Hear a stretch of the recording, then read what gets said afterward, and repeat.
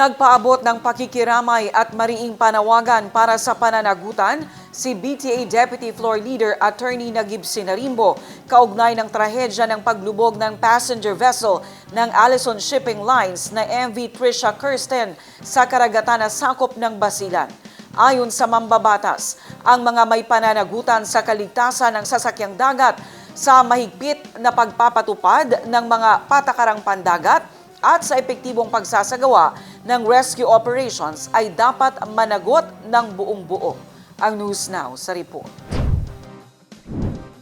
Nagpaabot ng taus-pusong pakikiramay si BTA Deputy Floor Leader Attorney Nagib Sinarimbo sa mga pamilya at mahal sa buhay ng mga nasawi sa paglubog ng pampasaherong barko ng Allison Shipping Lines na MV Trisha Kirsten sa karagatang sakop ng Basilan. Ayon kay MP Sinarimbo, hindi lamang mga buhay ang nawala sa trahedya, kundi pati ang kapanatagan ng mga pasaherong naiwan sa laot ng ilang oras.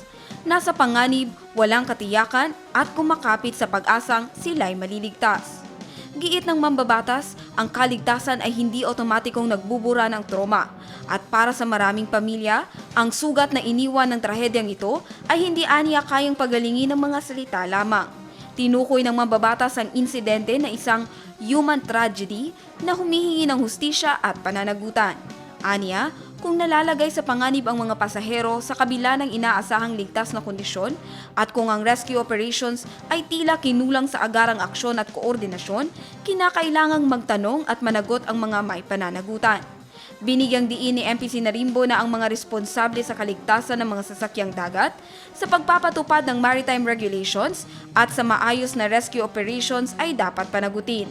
Dagdag pa niya, ang pagkamatay ng mga pasahero kahit sa kalmadong kondisyon ng dagat ay malinaw na indikasyon ng posibleng pagkukulang sa operasyon, kapabayaan sa regulasyon o negligence.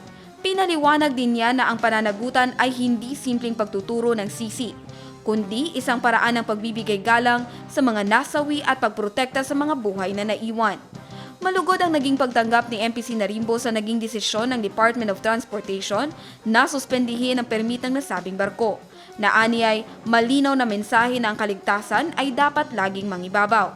Gayunman, kinilala rin niya ang seryosong epekto nito sa daloy ng mga kalakal, mahalagang serbisyo at biyahe ng mga tao sa mga isla.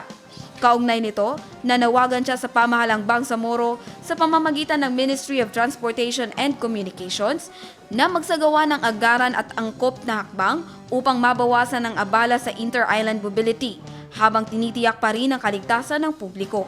Sa huli, iginiit ni MP Sinarimbo na ang maritime transport ay nagsisilbing lifeline ng Mindanao at ng mga komunidad sa isla. Kapag ito'y nabigo, aniya, hindi sapat ang pakikiramay.